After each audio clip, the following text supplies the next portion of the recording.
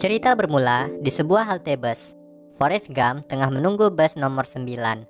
Lalu duduklah seorang wanita di sampingnya.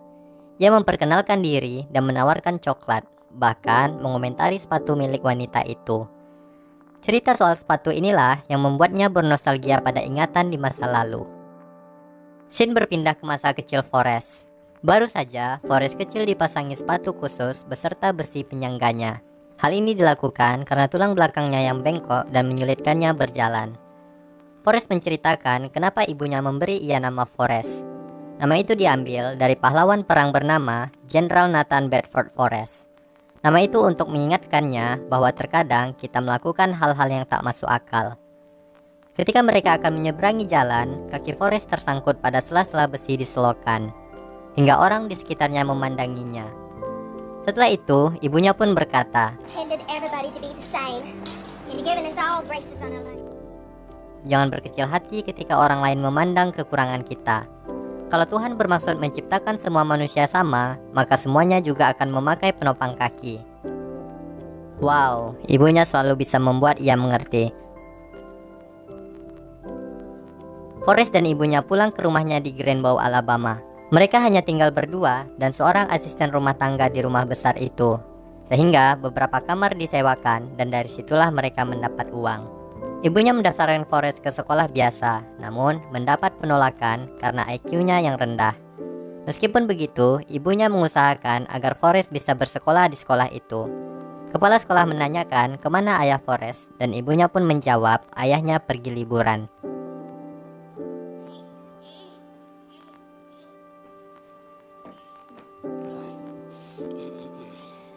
You don't say much, do you?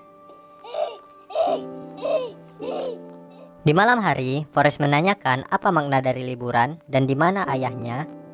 Ibunya pun menjawab bahwa ayahnya pergi ke suatu tempat dan tak pernah kembali. Meskipun mereka hanya berdua, tapi rumah mereka tidak pernah sepi dari pelancong yang datang. Suatu hari, ada seorang pemuda yang menginap membawa sebuah gitar. Ia memainkan lagu dan Forrest menari mengikuti irama gitar tersebut. Dan sejak saat itu, ia pun menyukai gitar.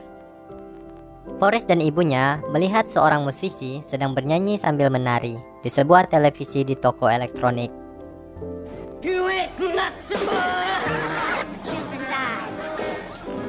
Dan Forrest menceritakan kepada wanita di sebelahnya bahwa penyanyi itu meninggal karena serangan jantung. Kembali ke Forrest kecil, ia dijemput oleh bus sekolah.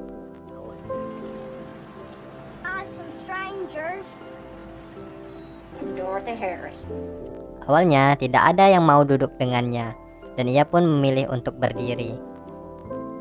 Tiba-tiba ia mendengar sebuah suara yang katanya terindah di dunia dari seorang anak perempuan bernama Jenny yang menawarinya untuk duduk. Jenny menanyakan keadaan kaki Forrest. Ia menceritakan bahwa tulangnya bengkok seperti lambang tanda tanya. Mereka berkenalan dan menjadi teman dekat layaknya buncis dan wortel. Jenny mengajarinya memanjat, membaca, dan Forrest mengajarinya berayun. Jenny adalah satu-satunya teman Forrest. Forrest menceritakan ibunya pernah bilang bahwa keajaiban terjadi setiap hari. Ia teringat ketika kecil. Ia sedang bersama Jenny dan datanglah 3 orang anak laki-laki melemparinya.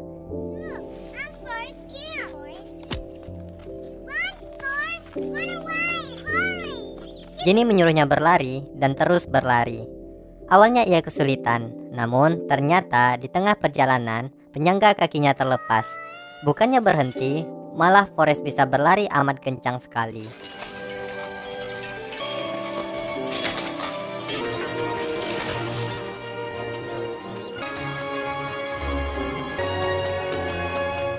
Setelah itu, kemanapun ia pergi, ia selalu berlari.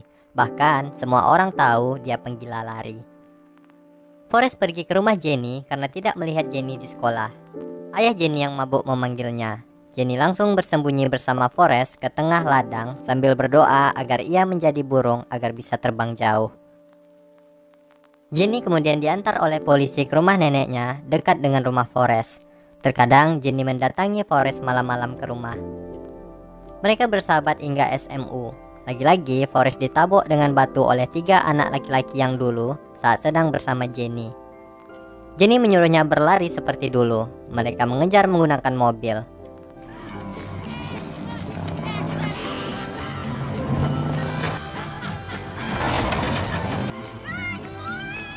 Forrest terus berlari kencang hingga memasuki lapangan yang sedang berlangsung latihan college football. Pelatih yang melihatnya kemudian memasukkannya ke kampus football karena larinya sangat kencang. Forrest pun menjadi atlet dan mengikuti pertandingan.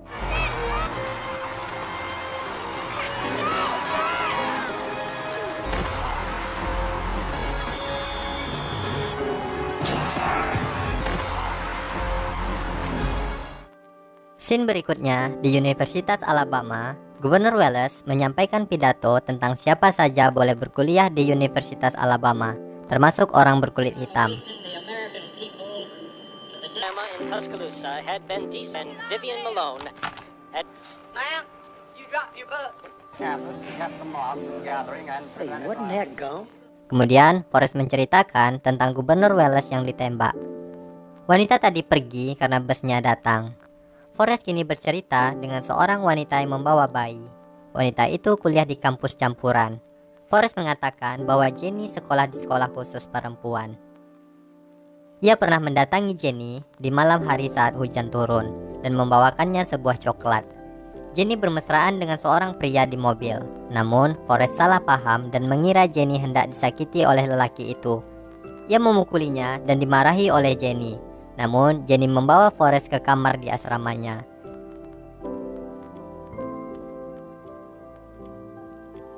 Setelah beberapa tahun bermain football, Forrest berkesempatan bertemu dengan Presiden Kennedy.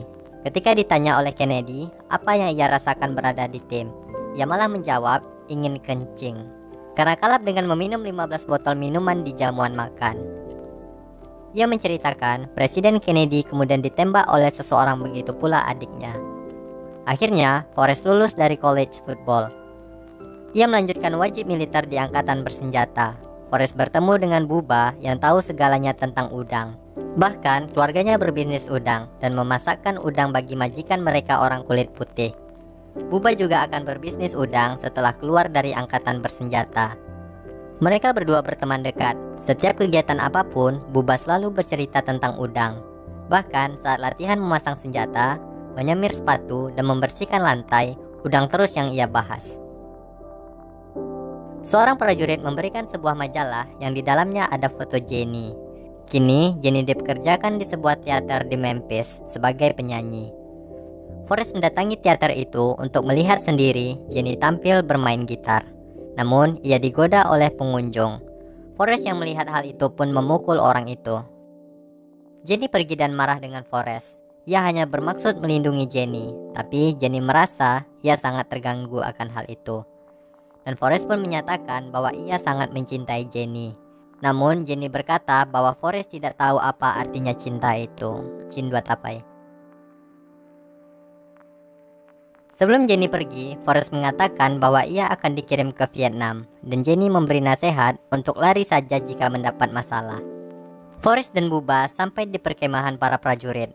Bubba membicarakan udang lagi dan ingin menangkap udang jika mereka menang perang. Kemudian mereka bertemu dengan Letnan Dan Taylor yang menjadi pemimpin mereka.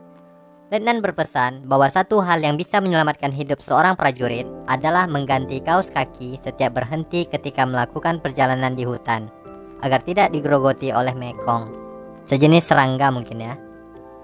Letnan mengatakan ada dua perintah penting yang harus diikuti. Pertama, urus kakimu, dan yang kedua, jangan sampai terbunuh. Semua prajurit mulai melakukan perjalanan. Letnan sangat hati-hati dan selalu mencurigai hal-hal kecil yang mereka lalui. Suatu hari, hujan turun dan gak berhenti selama 4 bulan. Mereka melewati berbagai jenis hujan, mulai dari gerimis, deras, hujan dari samping, hujan dari bawah, hujan dari kanan, hujan dari percikan hujan maksudnya. Suatu malam, Forrest dan Bubba saling bersandar untuk bisa tidur. Lalu, Bubba mengajukan pertanyaan, apakah Forrest mau berbisnis udang dengan Bubba? Forrest pun mengiyakan. Bubba bahkan sudah menghitung biaya yang dibutuhkan dan keuntungan yang mereka dapatkan, dan Bubba sebagai kaptennya. Forrest tidak pernah melupakan Jenny, bahkan ia mengirimi Jenny surat dan mengatakan bahwa ia baik-baik saja. Hujan yang selama 4 bulan turun tiba-tiba berhenti. Namun, tak lama kemudian mereka malah dihujani dengan peluru oleh musuh. Peluru dan peledak tidak henti-hentinya ditembakkan, sehingga banyak prajurit yang gugur. Akhirnya mereka pun mundur. Forrest yang larinya kencang sudah jauh meninggalkan yang lain di belakang. Namun, ia berhenti dan teringat Bubba sahabatnya. Forrest berlari kembali ke dalam hutan dan mencari Bubba. Tapi, setiap kembali ke hutan mencari Bubba, Forrest membawa satu prajurit yang masih hidup. Begitupun dengan Letnan yang ia selamatkan meski Letnan menolak. Namun ketika di perjalanan mereka ditembak dan mengenai Forrest, tapi selamat kok. Saat akan kembali lagi, Letnan melarangnya karena helikopter akan datang mengebom hutan itu. Namun Forrest tetap kembali untuk menemukan Bubba. Akhirnya ia menemukan Bubba dalam keadaan parah karena tertembak di dada. Forrest akhirnya berhasil membawa Bubba keluar hutan. Namun sayang, Bubba akhirnya meninggal di tepi sungai Vietnam. Nggak jadilah bisnis udang. Ternyata Forrest tertembak di bagian bokong dan ia mendapatkan banyak ice cream. Berbeda dengan Letnan yang kakinya harus diamputasi. Saat sedang santai, Forrest ditawari bermain tenis meja, olahraga yang belum pernah dicobanya. Prajurit itu mengajarinya kunci permainan, bahwa pandangan tidak boleh lepas dari bola. Ternyata bagi Forrest, permainan itu sangat mudah. Setelah itu, dia terus bermain walau tidak ada yang ingin bermain bersamanya. Kadang dia gunakan keranjang atau dinding untuk memantulkan bola. Saking sukanya, bat dan bola pingpong pun ikut dibawanya tidur. Lalu, Letnan datang menariknya dari tempat tidur. Ia marah-marah karena Forrest menyelamatkannya. Kini dia harus hidup tanpa kedua kakinya. Letnan pun bertanya, tahu bagaimana rasanya tak bisa menggunakan kakimu? Look at me. You see that? Do you know what it's like? Letnan merasa takdirnya adalah mati di medan perang dengan terhormat. Namun Forrest malah mengubahnya dengan menyelamatkannya. Dan kini ia tidak tahu harus melakukan apa dengan kondisi seperti itu. Karena keberaniannya menyelamatkan prajurit lain, Forrest dianugerahi medali kehormatan saat akan memberitahu Letnan, dan ternyata Letnan telah dikirim pulang. Setelah kembali ke Amerika, Forrest menerima medali langsung dari presiden dan disiarkan di televisi. Presiden tahu bahwa Forrest tertembak dan ingin melihatnya. Setelah berdiam sejenak, dia benar-benar menunjukkannya. Setelah itu, Forrest berjalan-jalan di sekitar kota, tapi ia malah dikira sebagai salah satu pendemo dan ikut dalam barisan. Ia disuruh naik ke atas panggung dan diminta berbicara kepada lautan pendemo tentang perang. Forrest menceritakan tentang perang di Vietnam. Namun, baru saja ia mulai bicara, seorang prajurit mencabut kabel mic dan orang-orang tidak tahu apa yang diceritakan oleh Forrest. Kayak sebuah kejadian ya, matikan mic. Lalu, Jenny muncul dari kerumunan massa dan memanggil nama Forrest. Mereka pun bertemu kembali diiringi sorakan dari pendemo yang menyaksikannya. Malamnya, Forrest berkenalan dengan teman Jenny, seorang anggota Black Panthers yang menantang perang Vietnam karena Amerika telah mengorbankan tentara kulit hitam untuk berperang, dan juga kepada Wesley, kekasihnya Jenny.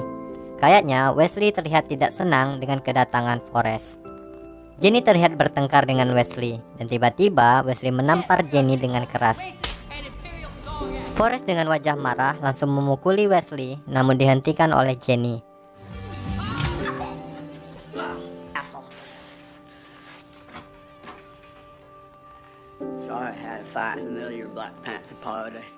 Mereka kemudian menghabiskan malam berdua menceritakan kehidupan masing-masing. Keesokan harinya, Jenny pamit kepada Forrest untuk mengikuti yang lain. Forrest memberikan medali yang didapatnya kepada Jenny. Awalnya Jenny menolak. Namun Forrest mengatakan ia mendapatkan medali itu karena mengikuti pesan Jenny untuk berlari ketika dapat masalah. Kini Forrest bercerita kepada seorang bapak-bapak bahwa ia terus bermain pingpong sampai-sampai Angkatan Darat mengirimnya ke tim terbaik Amerika untuk mengikuti kompetisi di China. Forrest diundang ke acara TV bersama dengan John Lennon untuk menceritakan seperti apa China. Lalu Forrest memberitahu bahwa John juga mati ditembak beberapa waktu setelah itu. Di sini saya baru ngeh setiap orang penting yang ditemuinya pasti setelah itu mati. Lennon mendatangi Forrest kembali dengan kursi roda dan rambut yang telah panjang. Dia terlihat jengkel karena Forrest menerima medali kehormatan. Di sana, Letnan yang hendak pergi malah sedikit kecelakaan karena jatuh dari kursi roda saat menuruni jalanan yang miring. Akhirnya, Forrest membantu mendorong kursinya menuju hotel tempat Letnan tinggal. Forrest melewatkan malam tahun baru bersama Letnan di kamarnya. Lalu, Letnan menanyakan apakah Forrest sudah menemukan Tuhan. Forrest menjawab ia tak pernah mencarinya. Letnan berkata yang intinya, dia tuh disuruh berdoa dan Tuhan pasti mendengarnya. Tapi dia harus membantu dirinya sendiri. Artinya, dia udah putus asa dengan keadaan saat ini. Mereka pun memutuskan ke klub untuk minum-minum. Forrest menceritakan dia akan memenuhi janjinya kepada Bubba bahwa setelah perang mereka akan membeli kapal penangkap udang dan berbisnis. Janji adalah janji. Letnan tertawa mendengar hal itu. Lalu ia bergurau mengatakan jika Forrest kapten kapalnya, maka ia akan datang menjadi asisten Forrest. Lalu datanglah dua orang wanita kenalan Letnan. Seketika Forrest teringat dengan Jenny yang sedang berada di California. Tahun baru pun tiba, semua orang di klub merayakan dengan sukacita, kecuali Letnan yang sama sekali tidak terlihat bahagia. Mereka kembali ke kamar dengan dua wanita tadi. Kedua wanita itu menyebut bahwa Forrest bodoh. Letnan marah mendengarkan hal itu karena ia sadar ada hal yang tidak bisa diubah.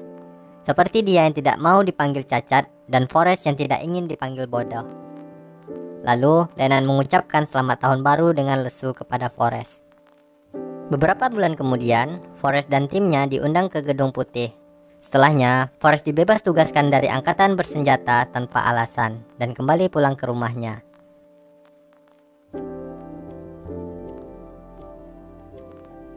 Tak lama, Forrest pergi menemui keluarga Bubba untuk memenuhi janjinya berbisnis udang. Selain itu, dia juga mendatangi makam Bubba sambil menyebutkan rincian dana yang telah ia keluarkan untuk membeli kapal udang dan kebutuhan lain. Forrest pun mulai berlayar mencari udang, tapi tak sesuai harapan. Ia bahkan tak mendapatkan udang sedikit pun. Lalu, seorang kakek pemilik kapal sebelumnya mengatakan bahwa kapal harus diberi nama agar tidak mendapatkan nasib sial. Hanya satu nama yang Forrest ingat, yaitu Jenny.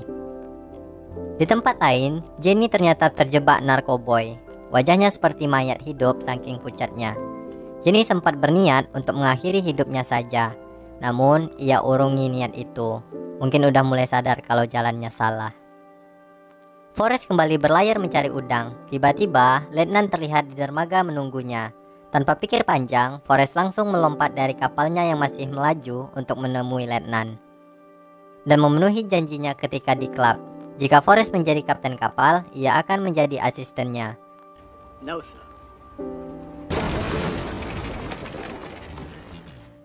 Petualangan mereka mencari udang pun dimulai. Letnan bertindak layaknya bajak laut penunjuk arah di mana udang berada. Tapi sama saja, mereka belum dapat udang, melainkan hanya sampah. Sekalian bersihin laut mungkin ya. Letnan menyarankan agar Forrest berdoa untuk memperoleh udang. Kemudian ia mendatangi gereja setiap minggu untuk berdoa. Hasilnya masih saja nihil. Tak lama, badai laut datang menghantam kapal mereka. Bukannya takut, mereka malah memanfaatkan kesempatan itu untuk memperoleh udang. Bahkan, Letnan berapi-api menghadapi badai itu. Badai tersebut ternyata menghancurkan kapal-kapal dan pabrik udang di daerah itu. Hanya kapal Forrest lah yang selamat. Selanjutnya, mereka mampu menangkap udang yang banyak. Semua orang di sana berharap kepada Bubba Gumshrimp, perusahaan udang miliknya. Kini, mereka telah memiliki 12 kapal yang bernama Jenny dan perusahaan yang telah terkenal. Seorang bapak yang mendengarnya tidak percaya bahwa ia duduk dengan seorang miliarder, pemilik perusahaan Bubba Gumshrimp yang terkenal itu. Ia mengira hal itu hanya dongeng dari Forrest. Tinggallah seorang nenek duduk bersama Forrest dan mengira itu juga hanya cerita belaka karangan Forrest. Lalu, Forrest memperlihatkan majalah dengan cover fotonya bersama Letnan. Letnan sangat berterima kasih kepada Forrest karena telah menyelamatkan nyawanya, dan kini telah berdamai dengan Tuhannya. Suatu hari, Forrest menerima telepon bahwa ibunya sakit. Ia langsung pulang meninggalkan Letnan. Ibunya mengatakan bahwa ia sekarat dan akan tiba waktunya untuk pergi. Dan ibunya pun berpesan bahwa kematian adalah bagian dari kehidupan. Ia telah ditakdirkan menjadi ibu Forrest dan melakukan sebaik yang ia bisa. Dia percaya Forrest punya takdir sendiri yang harus ia temukan. Kemudian ibu Forrest wafat karena kanker yang dideritanya. Setelah melewati perjalanan panjang itu, Forrest tak pernah kembali menjadi kapten kapal dan menyerahkannya kepada letnan. Karena uangnya berlebih, ia memberikan hartanya untuk pembangunan gereja, pembangunan rumah sakit, dan memberikan bagian untuk keluarga Bubba. Ibunya kini tak perlu lagi bekerja di dapur orang lain untuk memasak udang. Malam itu, Forrest merasa kesepian karena rumahnya kini kosong. Lalu ia teringat dengan Jenny. Keesokannya, saat Forrest sedang memotong rumput, Jenny datang dan mereka pun berpelukan. Suatu hari, Jenny dan Forrest jalan-jalan hingga sampai ke rumah lama Jenny. Jenny mendekati rumahnya dan kemudian melemparinya berkali-kali sambil memaki atas perbuatan yang ayahnya lakukan dulu kepadanya. Mereka menghabiskan waktu berdua. Jenny lalu menghadiahi Forrest sebuah sepatu, dan malamnya Forrest melamar Jenny agar menikah dengannya. Namun, Jenny menolak dan mengatakan bahwa Forrest tidak mau menikahinya. Padahal Forrest mencintainya dan ia tahu apa itu cinta. Forrest terlihat kecewa karena tak mendapat jawaban apa-apa dari Jenny. Pagi harinya, sebelum Forrest bangun, Jenny telah pergi meninggalkan rumah. Ia meninggalkan medali yang pernah Forrest berikan. Untuk mengobati rasa sepinya, Forrest berniat berlari sebentar menggunakan sepatu pemberian Jenny. Tapi malah keterusan dan semakin jauh jarak yang ia tempuh.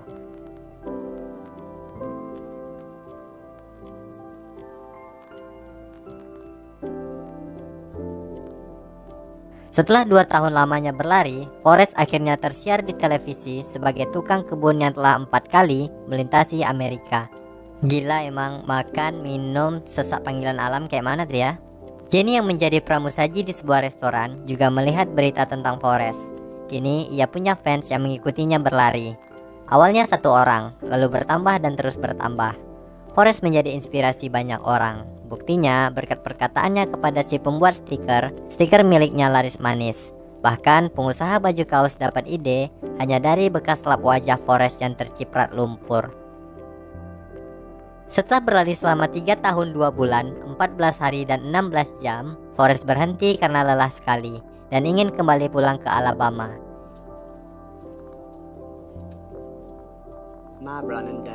Ia mendapat surat dari Jenny dan menunjukkan alamat Jenny kepada nenek yang di sebelahnya. Nenek itu berkata bahwa Forrest tidak perlu naik bus ke alamat itu karena sangat dekat dari sana. Forrest langsung pamit dan berlari menuju alamat itu. Ternyata alamatnya benar. Setelah sekian lama, mereka bertemu kembali. Jenny menunjukkan clipping tentang Forrest yang dikumpulkannya. Terniat kali si Jenny. Dan Jenny pun meminta maaf atas apa yang dilakukannya kepada Forrest karena hidupnya dahulu berantakan. Tak lama, datanglah seorang wanita yang mengantarkan seorang anak kepada Jenny. Anak itu bernama Forrest, dan ternyata anak itu adalah anak Jenny bersama Forrest. Forrest kaget sekaligus terharu melihat anak itu. Anak itu pun tumbuh menjadi sangat pintar di kelasnya. He's very smart. Talk to him. What are you watching? Saat di taman, Jenny mengutarakan bahwa ia sedang sakit terkena semacam virus yang belum teridentifikasi dan belum mendapat penanganan serius. Forrest ingin merawat Jenny di rumahnya. Gayung pun bersambut. Jenny ingin Forrest menikahinya, dan hari pernikahan itu pun dihelat di rumah Forrest. Tak disangka, Letnan datang bersama dengan tunangannya Susan. Lieutenant Dan. New legs. Yeah, I got new legs. My fiance, Susan. Forrest dan Jenny akhirnya sah menjadi suami istri. Mereka menjadi keluarga kecil yang bahagia. Jenny terlihat terbaring di atas kasur saat Forrest membawakan sarapan. Ia menanyakan apakah Forrest merasa takut ketika di Vietnam. Forrest menjawab iya, tapi terkadang hujan berhenti dan ia bisa melihat bintang yang indah. Saat sunset, ada jutaan kilauan di air.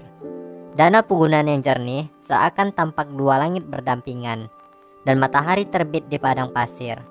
Forrest juga mengatakan bahwa Jenny selalu bersamanya. Pada akhirnya, Jenny pun pergi meninggalkannya dengan Forrest kecil. Jenny dimakamkan di bawah pohon tempat mereka biasa nongkrong. Forrest bercerita di makam Jenny bahwa ia telah merubuhkan rumah ayah Jenny. Ia juga menghabiskan waktu bersama Forrest kecil seperti bermain pingpong, memancing, membaca buku, dan ia bangga padanya. Forrest pun meninggalkan makam Jenny dengan sedih. Scene berikutnya, Forrest kecil dan Forrest menunggu bus sekolah. Saat hendak naik, supir bus waktu ayahnya kecil dulu masih menjadi supir bus itu. Ajaibnya, dia masih terlihat awet muda loh. Forrest kecil sudah tahu nama supir itu dan ia pun pergi. Forrest, the new Dorothy here is 9 Forrest Gump.